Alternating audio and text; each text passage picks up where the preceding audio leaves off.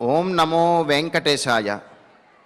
ఆజానుబాహుమరవిందదృశం శుభాంగం రాజాధిరాజమఘరాజితమః పతంగం శ్రీజానకీముఖసరోరుహమత్తభృంగం శ్రీమానితం హృది భజామి కృపాంతరంగం. ఆజానుబాహుడు, అరవింద దళాయతాక్షుడు, దేవాదిదేవుడు, సీతా మనోహరుడు అయినటువంటి శ్రీరామచంద్రునికి నమస్కరిస్తూ తదభిన్న స్వరూపుడైనటువంటి ఆ శ్రీనివాసుని యొక్క దివ్య అనుగ్రహ విశేషం చేత సమస్త మానవాళికి ధర్మ తత్పరతను సకల కార్యసిద్ధిని చేకూర్చాలన్నటువంటి సంకల్పంతో తిరుమల తిరుపతి దేవస్థానం వారు నిర్వహిస్తున్నటువంటి శ్రీమద్ రామాయణం అయోధ్యాకాండ ప్రవచన పారాయణ కార్యక్రమంలో నేటికి మనం 214వ రోజులోకి ప్రవేశించాం. ఈ కార్యక్రమాన్ని ముందుగా శ్రీ గురు ధ్యానపూర్వకంగా సంకల్ప వాక్యాలను పఠిస్తూ అందరము కలిసి పఠిస్తూ ప్రారంభించుకుందాం. శ్రీ గురు ధ్యానం.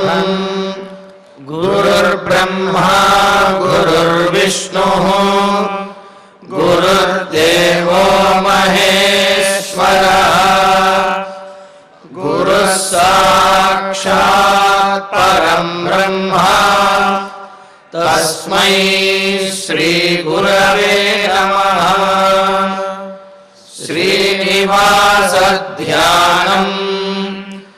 శ్రీ వెంకటాద్రినిలయః కమలాకాముకః పుమాన్ అభంగుర విభూతిర్నః తరంగయతు మంగళం. అథ సంకల్పః. శ్రీమదాదివరాహ క్షేత్రే విరాజమానస్య శ్రీ పద్మావతీ జానేః అఖిలాండకోటి బ్రహ్మాండ నాయకస్య శ్రీరామచంద్ర రూపాంతరస్య భగవతః శ్రీ వెంకటేశ్వర స్వామినః సన్నిధౌ హనుమత్ సీతా లక్ష్మణ భరత శత్రుఘ్న పరివార సమేత శ్రీరామచంద్ర పరబ్రహ్మణః పరిపూర్ణానుగ్రహేణ అస్మిన్ భువనే సమస్తాదివ్యాధీనాం నివారణార్థం భారతవర్షే విద్యా విత్త వాణిజ్య కృషి వైద్య వైజ్ఞానిక దేశరక్షణాదిరంగేషు విద్యమానానాం ఆస్తిక మహాజనానాం సర్వేషాం సకుటుంబానాం ఆయురారోగ్యైశ్వర్య సద్బుద్ధీత్యాది సర్వశుభఫలప్రాప్త్యర్థం ధర్మాచరణద్వారా శ్రీరామరాజ్యస్య పునర్వ్యవస్థాపనార్థం ఉద్యోగార్థినాం సముచితోద్యోగ ప్రాప్త్యర్థం దంపతీనాం అనుకూల దాంపత్య సిద్ధ్యర్థం సంతానస్య పితృవాక్య పరిపాలనానుకూల బుద్ధి ప్రచోదనార్థం సకల కార్య సిద్ధ్యర్థం గో సంరక్షణార్థం చ శ్రీమద్ వాల్మీకి రామాయణే అయోధ్యాకాండే యథాశక్తి శ్లోక వ్యాఖ్యాన పురస్సరం ఏకవింశ సర్గ శ్లోక పారాయణం తథా శ్రీధన్వంతరి మంత్ర పారాయణం చ అన్యోన్య సాహాయ్యేన ఆచార్య ముఖేన కరిష్యామహే.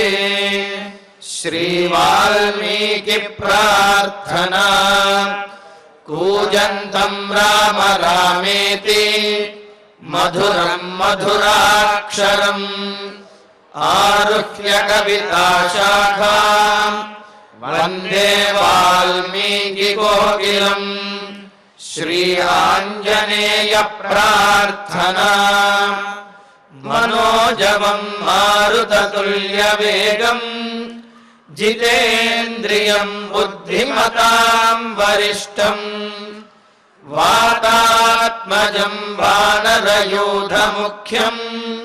श्रीरामदूतं शिरसा नमामि।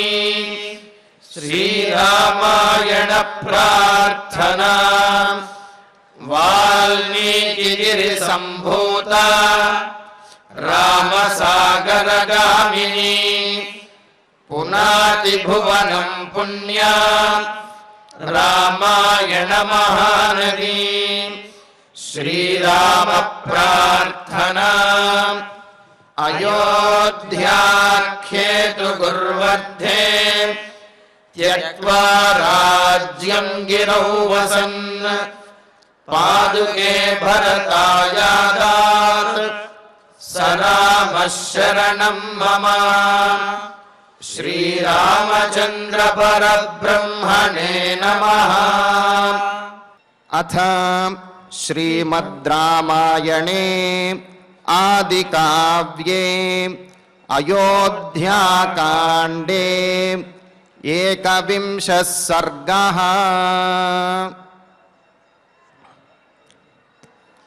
శ్రీమన్నారాయణ చరణౌ శరణం ప్రపద్యే. శ్రీమతే నారాయణాయ నమః. శ్రీరామాయ నమః.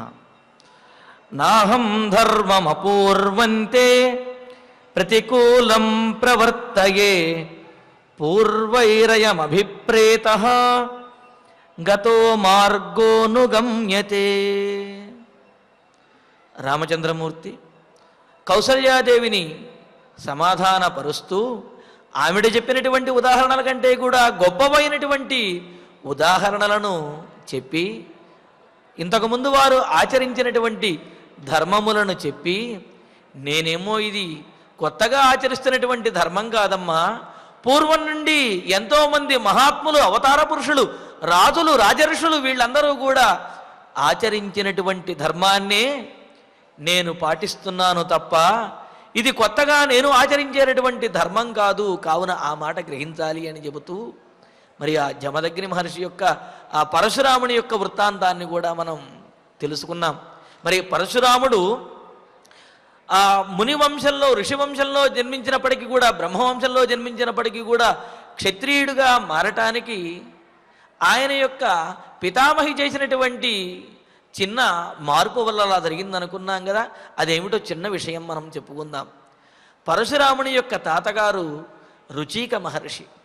రుచిక మహర్షి ఆయన యొక్క భార్య సత్యవతి.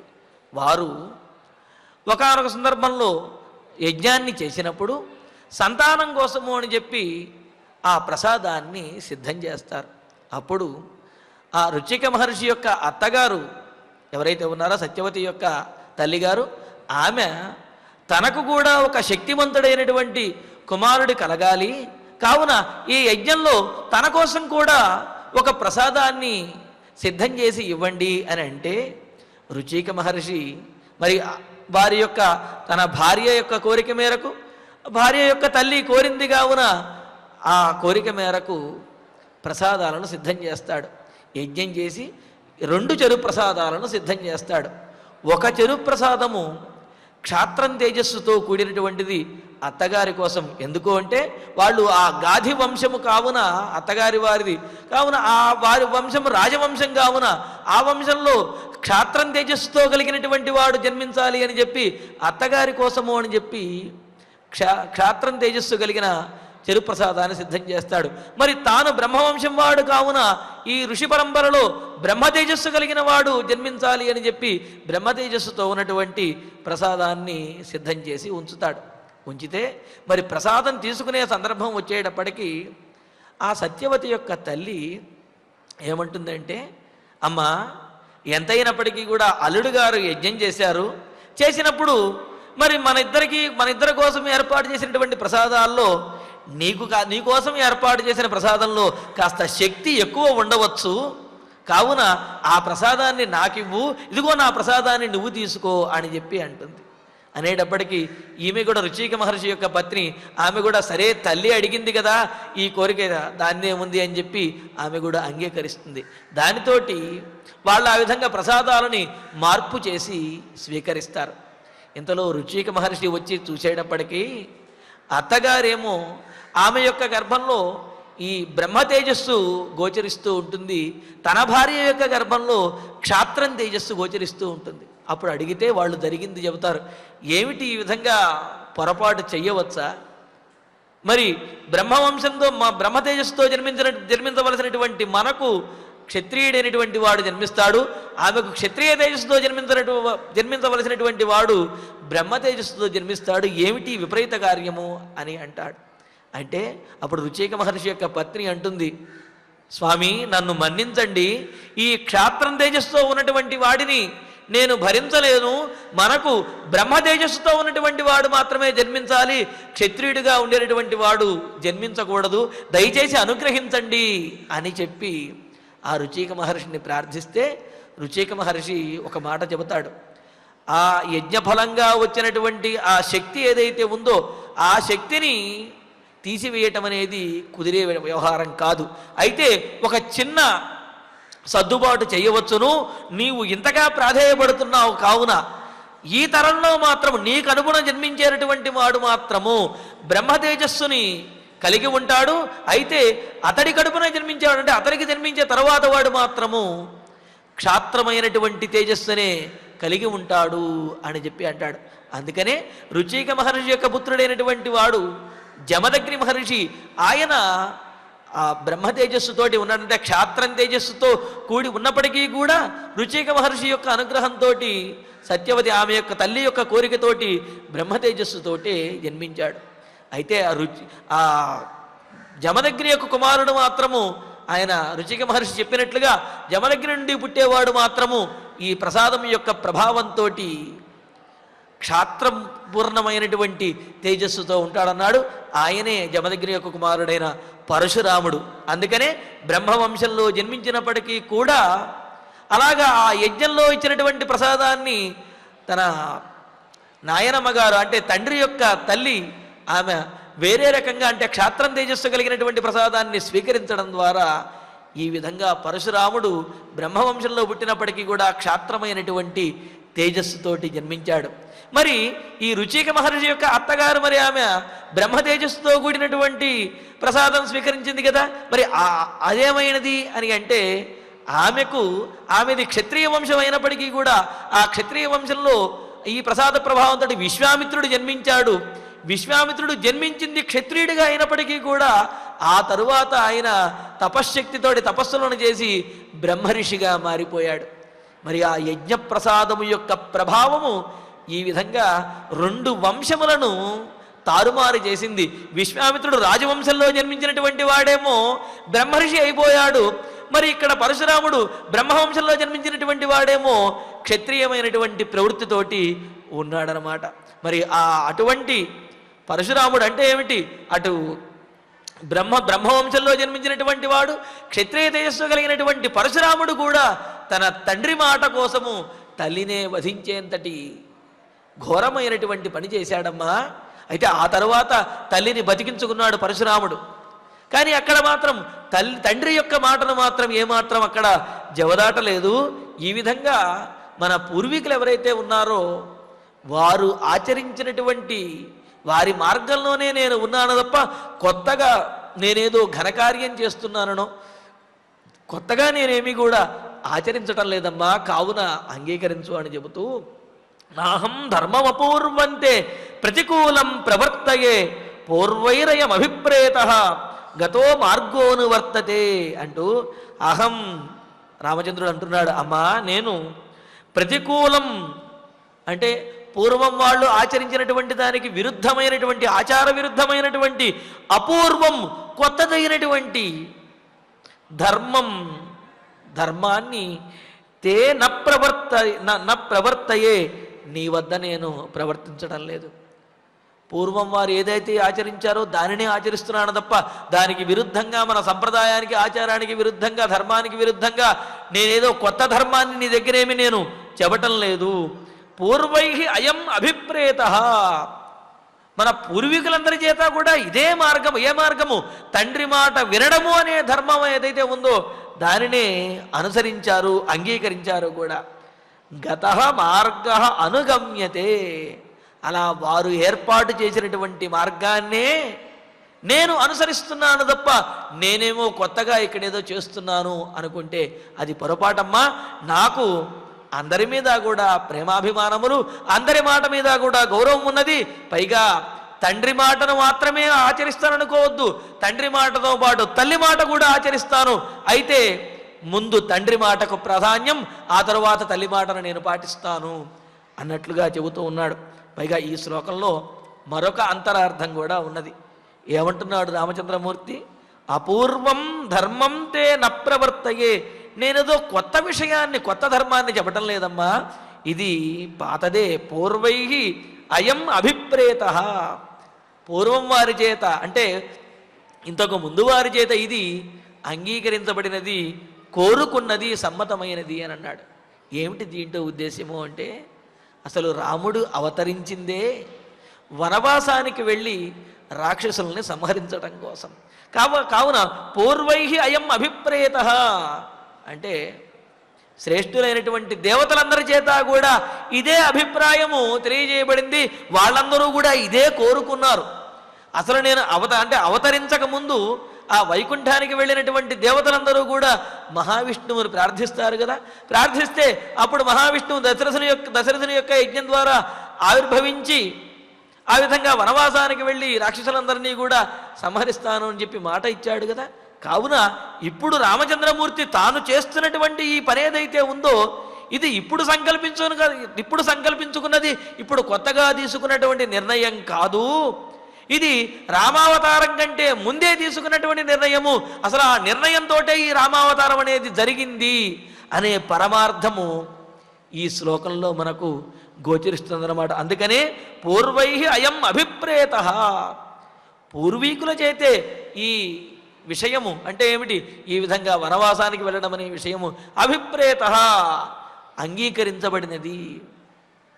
అంతేకాదు గతః మార్గః అనుగమ్యతే, ఏ మార్గాన్నైతే ముందే ఏర్పాటు చేసుకున్నారో, దేవతలందరూ కూడా ఏ మార్గాన్నైతే ఏర్పాటు చేశారో ఆ మార్గాన్నే నేను అనుసరిస్తున్నాను తప్ప ఇప్పుడేదో కొత్తగా తీసుకున్నటువంటి నిర్ణయం ఇది కాదు అని చెప్పి, ఈ నిర్ణయం కొత్తగా తీసుకున్నది కాదు అని రామచంద్రమూర్తి మాటల్లో ఉన్నటువంటి ఆంతర్యం అన్నమాట. అంటే ఏ ప్రయోజనము కోసము ఈ అవతారాన్ని దాల్చానో, ఏ ప్రయోజనాన్ని పూర్వమే దేవతలు అందరూ కూడా నిర్దేశించారో ఆ ప్రయోజనాన్ని సాధించడం కోసమే నేను వనానికి వెళుతున్నాను తప్ప ఇది ఇప్పుడు కొత్తగా కల్పించబడినటువంటి అనూహ్యంగా వచ్చినటువంటిది కాదు అనేది ఇందులో ఉన్నటువంటి పరమార్థము. అయితే కౌసల్యాదేవికి మాత్రము సామాన్యంగా చెబుతూ ఉన్నాడు రామచంద్రమూర్తి. పూర్వీకులు ఆచరించినటువంటి పితృవాక్య పరిపాలన అనే ఆ ధర్మాన్నే నేను ఆచరిస్తున్నానమ్మా, ఇదేమీ కూడా కొత్త మార్గం కాదు. గతః మార్గ అనువర్తతే, పూర్వుల చేత అనుసరించబడినటువంటి మార్గమే నా చేత కూడా అనుసరించబడుతున్నది అని చెప్పి అన్నారు. మరి ఇక్కడ దృష్టో ధర్మం వ్యతిక్రమ సాహసంచ పూర్వేషాం, మరి పూర్వీకులు ఇదంతా చేశారు అంటే అది ధర్మం ఎలా అవుతుందయ్యా, అది అధర్మం అవుతుంది కదా అని అనిపించవచ్చు. అంటే కండు మహర్షి గోవును వధించినప్పటికీ, లేకపోతే సగరుల యొక్క పుత్రులు అనేకమైన ప్రాణులను హింసించినప్పటికీ, పరశురాముడు తల్లిని ఆ విధంగా వధించినప్పటికీ ఇది ధర్మం ఎలా అవుతుంది, ఇది ధర్మం వ్యతిక్రమం కదా అని అంటే అక్కడ ధర్మోల్లంఘనమనే దోషం అనేది లేదు. ఎందుకు అంటే ఆ ధర్మములన్నీ కూడా తండ్రికే చెందుతాయి. తండ్రి మాట వినడము అనే ధర్మం మాత్రం వీళ్ళు ఆచరించారు. కావున వీళ్ళకి ఆ అధర్మం అనేది ఉండదు అని చెప్పి చెబుతున్నారు. అందుకనే కదా రాజా రాష్ట్రకృతం పాపం రాజపాపం పురోహితం అని చెప్పంటూ ఈ ఏదైనా యజ్ఞయాగాదులు కానీ ఏదైనా వ్రతములు ఏమైనా చేసినట్లయితే ఆ వాటిల్లో జరిగినటువంటి పొరపాట్ల వల్ల వచ్చే ఫలం ఏదైతే ఉందో ఆ ఫలము ఈ చేయించినటువంటి పురోహితుడికి వచ్చి చేరుతుంది అని అంటారు. అందుకనే పురోహితులు చాలా జాగ్రత్తగా ఉండాలి. లేకపోతే ఆ చేయించినటువంటి యజమాని పురోహితుడిని నమ్ముకుని ఈయన మీద భారం వేసి మొత్తం చేస్తాడు. కావున ఏదైనా పొరపాట్లు జరిగితే ఆ యజమానికి ఏమి దోషాలు అంటవు, చేయించినటువంటి గురువుగా ఉన్నటువంటి పురోహితుడికే అంటుతాయి అని చెప్పి అంటారు. అందుకనే చాలా జాగ్రత్తగా చేయాలి అని చెప్పి, పైగా ఆ పూజ ఆ వ్రతము పూర్తయిన తర్వాత వాళ్ళు చక్కగా ఆ దక్షిణ తాంబూలాదులు ఇచ్చి నమస్కరించి ఏదైనా పొరపాట్లు ఉంటే మన్నించమని చెప్పి ప్రార్థిస్తారు. తద్వారా వాళ్ళకి యజమానులకు ఏమైనా పొరపాట్లు ఉన్నట్టయితే ఆ పొరపాట్లు అన్నీ సమసిపోతాయి. మరి ఆ పాపములు కానీ లేకపోతే ఆ పొరపాట్ల వల్ల వచ్చినటువంటి దోషము ఈ పురోహితులకు వచ్చి చేరుతుంది. అందుకనే వీరి గాయత్రి మంత్రానుష్ఠానము ఈ అనుష్ఠానంతో వీరికి కలిగినటువంటి ఈ దోషాన్ని అలా పోగొట్టుకుంటూ ఉంటారన్నమాట. కావున ఎవరి మాట అయితే మనం వింటున్నామో వాళ్ళు చెప్పినటువంటి మాట వినడం వల్ల ఆ మాట వినడం వల్ల వచ్చే దోషములు ఏవైతే ఉన్నాయో ఆ దోషములు వారికే చెందుతాయి తప్ప మాట విన్నటువంటి వారికి కాదు. అలాగే తండ్రి మాట కోసం వాళ్ళందరూ కూడా అటువంటి ఘోరమైనటువంటి ఘనకార్యములను వాటిని చేశారు అంటే అది ధర్మోల్లంఘనం ఏమాత్రము కాదు. అక్కడ పితృవాక్య పరిపాలన, తండ్రి మాట వినాలి అనే ధర్మాన్ని మాత్రమే వాళ్ళు పాటించారు. ఆ ధర్మానికి అనుగుణమైనటువంటి ఫలితాన్ని, సానుకూలమైనటువంటి ఫలితాన్నే వాళ్ళు పొందారు. ఒకవేళ అధర్మం చేస్తున్నట్లయితే పాపాన్ని పొంది నరకాన్ని పొందేవాళ్ళు, కానీ వాళ్ళు సానుకూలమైనటువంటి ఫలితాన్నే పొందారు. అంటే పితృవాక్య పరిపాలన చెయ్యటం అనే ధర్మం ఏదైతే ఉందో ఆ ధర్మం వారిని కాపాడింది అనే విషయం దీని ద్వారా తెలుస్తుందన్నమాట. కావున ఇంతకుముందు వారు చేసినటువంటి దాంట్లో ధర్మ వ్యతిక్రమం ఏది లేదు అని చెప్పి అన్నారు. అంతేకాదు పితుశతగుణం మాత గౌరవేణ అతిరిచ్యతే అని చెప్పి అన్నారు కదా. తండ్రి కంటే కూడా గౌరవంలో 100 రెట్లు ఎక్కువగా తల్లిని గౌరవించాలి అని చెప్పి మనకు శాస్త్రములే చెబుతున్నాయి కదా. ఆ మాట వాస్తవం. మరి సేవించే విషయంలో తల్లినే గౌరవించాలి. మొదట తల్లికే ప్రాధాన్యం ఇవ్వాలి. కానీ ఆజ్ఞాపాలన ఏదైతే ఉందో ఆజ్ఞాపాలన విషయంలో తండ్రి యొక్క మాటకు ప్రాధాన్యం ఇవ్వాలి అన్నారు. ఎందుకు అంటే శాసించేటటువంటి ఆ నియంతృత్వం అనేది తండ్రికే, యజమానిగా కుటుంబానికి పెద్దగా తండ్రికి ఉంటుంది. కావున పైగా ఆ భార్య కూడా, ఆ కుమారుని యొక్క తల్లి కూడా ఆయన యొక్క భర్త అయినటువంటి తండ్రి యొక్క మాటనే వినాలి. కావున శాసించేటటువంటి రాచరికమైనటువంటి కార్యములు అంటే చూడండి, గృహ సంబంధమైనటువంటి కార్యములు, రాచరికమైనటువంటి కార్యములు అన్నారు. రాచరికమైనటువంటి కార్యములు తండ్రికి, రాజుకి ఆయన యొక్క మాటకే ఎక్కువ ప్రాధాన్యం అని అన్నారు. అందుకనే ఇక్కడ ఆ విషయంలో ఇది రాచరికమైనటువంటి కార్యం కావున తండ్రి మాటనే పాటించాలి అనేది కూడా ధర్మం అని చెప్పి అంటున్నాడు. అంతేకాదు బీజ ప్రాధాన్యం అనేది చూడాలి అని అన్నారు. ఎలాగంటే మాతా భస్త్రా పితు పుత్రో యస్మాత్ జాత సయేవ సహా అని చెప్పి అన్నారు. ఆయన తండ్రి యొక్క తేజస్సు ద్వారానే కుమారుడు జన్మిస్తూ ఉన్నాడు.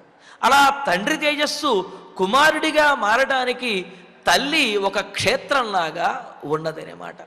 అంటే తండ్రి యొక్క తేజస్సే తల్లి క్షేత్రంలో ఉండి కుమారుడిగా మారి బయటికి వస్తూ ఉన్నాడు.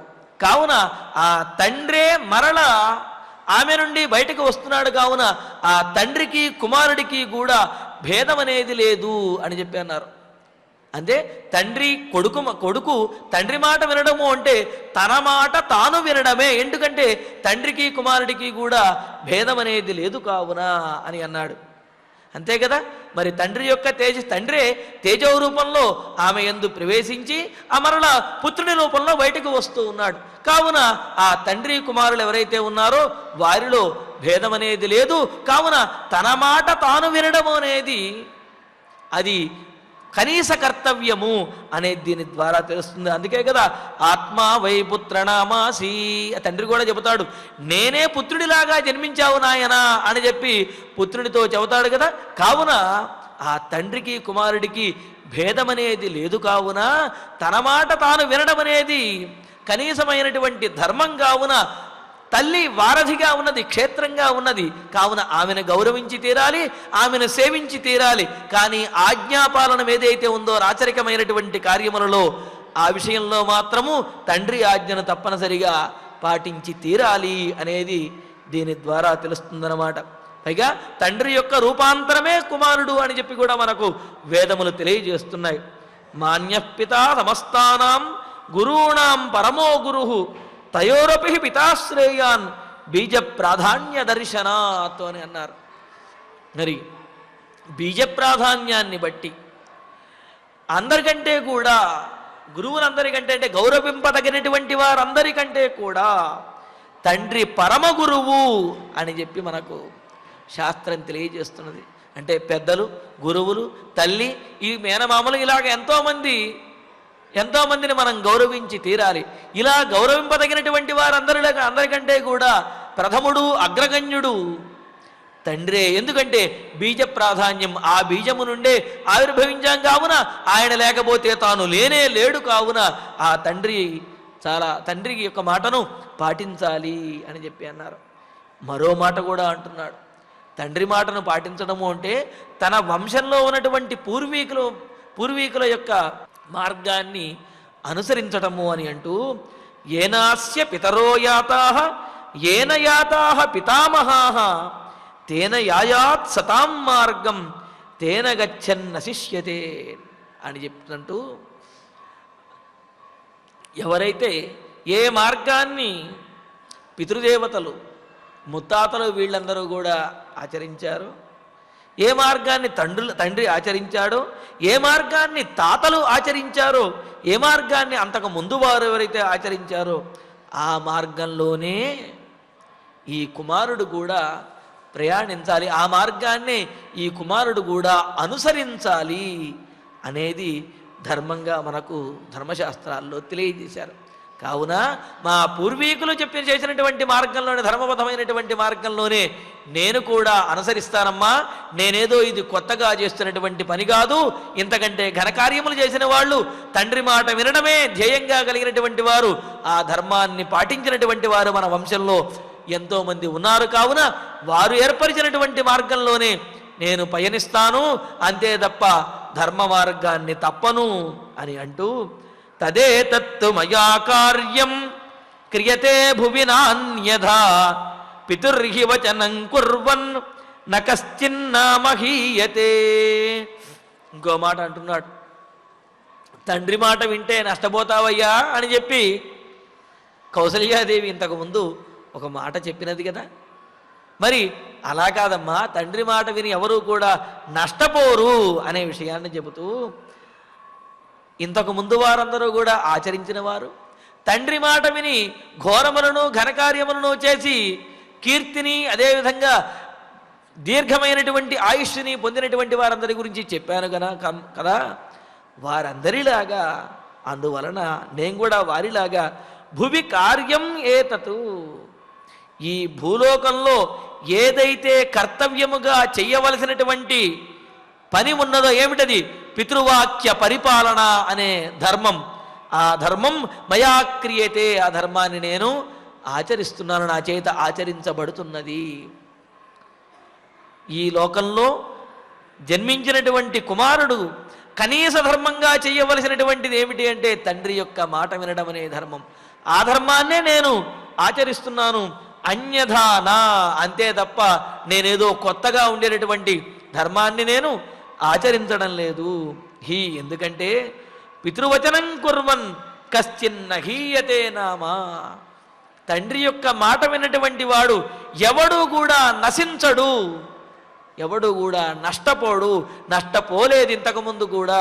కావున ఆ విధంగా నేను కూడా తండ్రి మాటనే ఆచరించి, ఇంతకుముందు వారు ఏదైతే ధర్మాన్ని ఆచరించారో ఆ ధర్మాన్ని పాటించినటువంటి వాడినై, ధర్మ మార్గాన్ని అనుసరించినటువంటి వాడినై వారందరికీ కూడా మంచి పేరు తెస్తూ నేను పాటించవలసిన కనీస ధర్మాన్ని పాటిస్తాను తప్ప ఇదేదో గొప్ప ఘనకార్యము అని చెప్పి నేను అనుకోవటం లేదమ్మా, ఇది కనీస ధర్మము అని చెప్పి అంటున్నాడు. అంటూ తామేవ ముక్త్వా జననీం లక్ష్మణం పునరబ్రవీతు వాక్యం వాక్య విదాం శ్రేష్ఠ శ్రేష్ఠ సర్వధనుష్మతాం. కౌసల్య లక్ష్మణుడు ఇరువురు కూడా అక్కడ ఉన్నారు. వారిరువురిలోనూ కౌసల్యాదేవితోటి తాను చెప్పదలుచుకున్నటువంటి విషయాన్ని పూర్తిగా చెప్పాడు. చాలా సోదాహరణగా తెలియజేశాడు. తెలియజేసి మరి ఈ సందర్భంలో మరో మాట కూడా అన్నాడు. నేను ధర్మాన్ని ఆచరిస్తానమ్మా అని చెప్పి అన్నాడు. అదేమిటయ్యా, నువ్వు రాజకుమారుడివి, నువ్వు ధర్మాన్ని ఆచరించినా ఆచరించకపోయినా అడిగేవాడెవడో కూడా ఉండడు. కాబట్టి నువ్వు ఆ తండ్రి మాట వినకపోయినా వచ్చిన నష్టమేముంది అని అనుకోవచ్చేమో. కానీ మానవునిగా పుట్టినటువంటి వాడు సాక్షాత్తు దేవుడైనప్పటికీ కూడా, పరమాత్మ అయినప్పటికీ కూడా ఆయన ఈ మానవ ధర్మములను ఆచరించి తీరవలసినదే అనే విషయాన్ని రాముడు తాను ఆచరించి చూపించాడు. అదే విషయాన్ని కృష్ణ పరమాత్మ కూడా మనకు తెలియజేశాడు. ఉత్సీదేయు రిమే లోకా నకుర్యాం కర్మచేదహం శంకరస్య చ కర్తాస్యాం ఉపహన్యామిమా ప్రజా అని చెబుతూ, ఒకవేళ మానవుడిగా జన్మించినటువంటి వాడు భగవంతుడే మానవుడిగా ఆవిర్భవించాడు అనుకుందాం. అలా మరి పరమాత్మ శ్రీకృష్ణ పరమాత్మ రాముడు వీళ్ళందరూ అలా ఆవిర్భవించిన వాళ్లే కదా. కావున రాజుగా ఆవిర్భవించాడు భగవంతుడే కాబట్టి ఈ మానవ ధర్మాలు పాటించక్కర్లేదంటే అది కుదరని పని.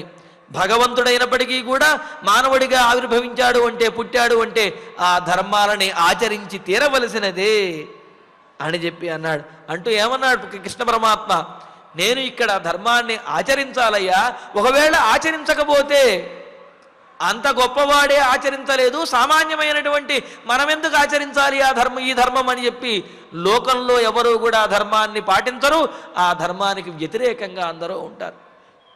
ఈ లోకం అధర్మమయమైపోతుంది, లోకంలో వారిని మోసం చేసినట్లు అవుతుంది. కావున ఎవరైనా సరే అవతార పురుషుడైనప్పటికీ కూడా ధర్మాన్ని పాటించి తీరాలి, నియమములను పాటించి తీరాలి.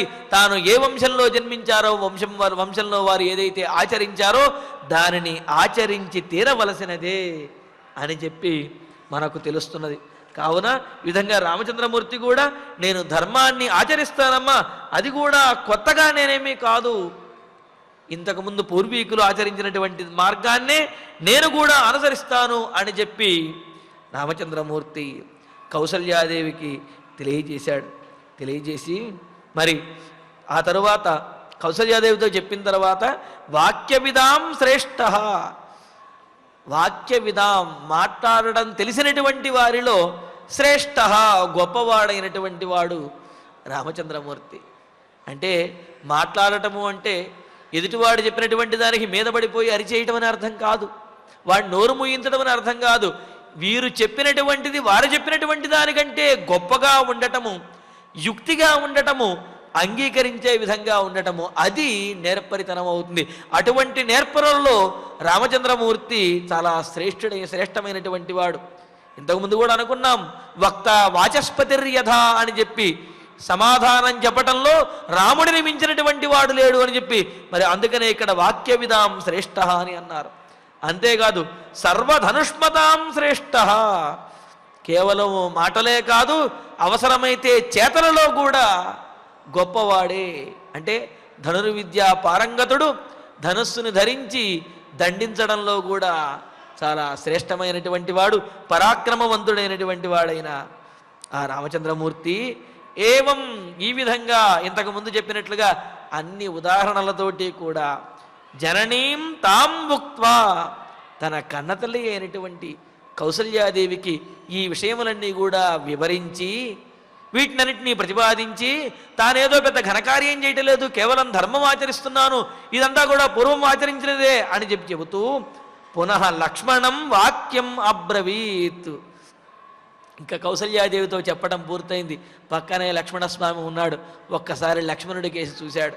ఎందుకు అంటే లక్ష్మణుడు ఆవేశంతో అనేకమైనటువంటి మాటలు మాట్లాడారు. ఒక రకంగా కొన్ని అనుచితమైనటువంటి మాటలు కూడా మాట్లాడాడు. ఏమని? తండ్రి గారిని దండించేద్దాము, లేకపోతే అవసరమైతే తండ్రి గారిని వధించడానికి కూడా నేను సిద్ధము. నీవు కనుక చేయలేకపోతే చెప్పు, నాకు అనుమతివు. నేను ధనుస్సుని ధరించి ఈ అయోధ్య నగరంలో నీకు ఎదురు లేకుండా చేస్తాను. ఈ రాజ్యాన్ని మొత్తాన్ని నీకు పాదాక్రాంతం చేస్తాను. ఎవరైతే దీనికి కారణమయ్యారో వారందరినీ కూడా దండించేస్తాను అన్నాడు. ఇక్కడ ప్రతిమా నాటకంలో అంటారు, యువతి రహితం లోకం యతశ్చలితావయం. అంతెందుకు, అసలు మనకు ఎదురు తిరిగేవాడు ఎవడైతే ఉంటారో వారందరినీ కూడా నేను వధించేస్తాను. మనకు ఎదురు తిరిగేవాడు ఎవడూ కూడా ఈ లోకంలో లేకుండా చేస్తాను అని చెప్పి ఇలా ఆవేశపూరితమైనటువంటి మాటలను, తండ్రికి వ్యతిరేకమైనటువంటి మాటలను కూడా అనేకంగా మాట్లాడాడు. అన్నగారి మీద ఉన్నటువంటి ప్రేమతోటి, కౌసల్య దగ్గర ఉన్నటువంటి ఆ ప్రేమతోటి. మరి అవన్నీ కూడా రామచంద్రమూర్తి విన్నాడు కదా. అందుకని కౌసల్యకు సమాధానం చెప్పి ఇక ఇప్పుడు లక్ష్మణస్వామి వైపు తిరిగి ఆయనతోటి మాట్లాడటం మొదలుపెట్టాడు. మరి రామచంద్రమూర్తి లక్ష్మణుడితోటి ఏం మాట్లాడాడు? దానికి లక్ష్మణుడు సమాధానం చెప్పగలిగాడా? ఆ తర్వాత ఏం జరిగిందనే విషయాన్ని తర్వాతి ప్రవచనంలో తెలుసుకుందాము. ఇక ఇప్పుడు ఆచార్యుల వారి ద్వారా శ్లోకాలను పారాయణం చేసుకుందాం. నాహం ధర్మం అపూర్వంతే ప్రతికూలం ప్రవర్తయే పూర్వైః అయమభిప్రేతః గతో మార్గః అనుగమ్యతే తదేతత్తు మయా కార్యం క్రియతే భువి నాన్యథా పితుర్హి వచనం కుర్వన్ న కశ్చిత్ నామహీయతే తామేవ ముక్త్వా జననీం లక్ష్మణం పునరబ్రవీత్ వాక్యం వాక్యవిదాం శ్రేష్ఠః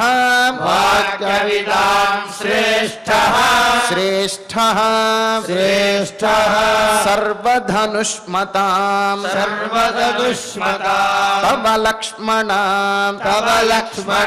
జానామి మయి స్నేహం అనుత్తమం విక్రమం చైవ సత్వం చ తేజశ్చ సుదురాసదం మమ మాతుః మహద్దుఃఖం అతులం శుభలక్షణ అభిప్రాయం అవిజ్ఞాయ సత్యస్య చ శమస్య చ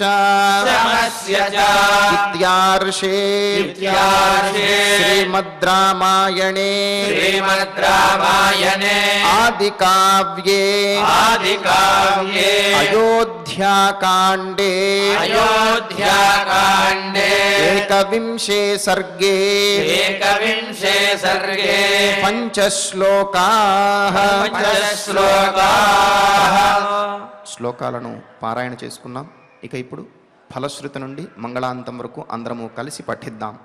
ఫలశ్రుతి ఆయుష్యమారోగ్యకరం యశస్యం సౌభ్రాతృకం బుద్ధికరం సుఖం చ శ్రోతవ్యమేతన్నియమేన సద్భిః ఆఖ్యానమోజస్తరమృద్భికామైః శ్రీరామచంద్ర పరబ్రహ్మణే నమః.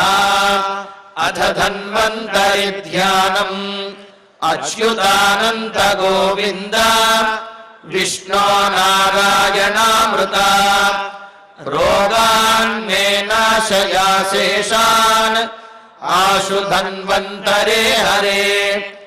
ఆరోగ్యం దీర్ఘమాయుష్యం बलं तेजो धियं श्रियं स्वभक्तेभ्योऽनुगृह्णन्तम् वन्दे धन्वन्तरिं हरिं धन्वन्तरेरिमं श्लोकं भक्त्या नित्यं पठन्ति ये अनारोग्यं न तेषां स्यात् सुखं जीवन्ति ते चिरम् ॐ नमो भगवते वासुदेवाय धन्वन्तरये अमृतकलशहस्ताय वज्रजलौकहस्ताय सर्वामय विनाशनाय त्रैलोक्यनाथाय महाविष्णवे स्वाहा। ॐ वासुदेवाय विद्महे सुधाहस्ताय धीमहि तन्नो धन्वन्तरिः प्रचोदयात्। अथ नवग्रह प्रार्थना।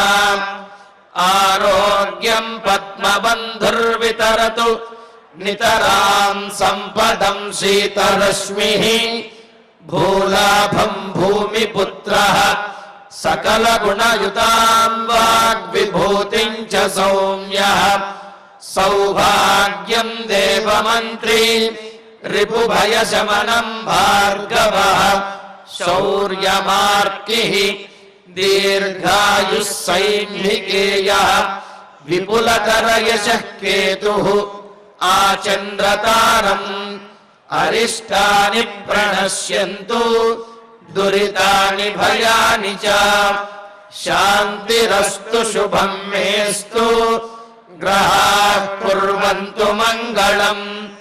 अथ क्षमा प्रार्थना।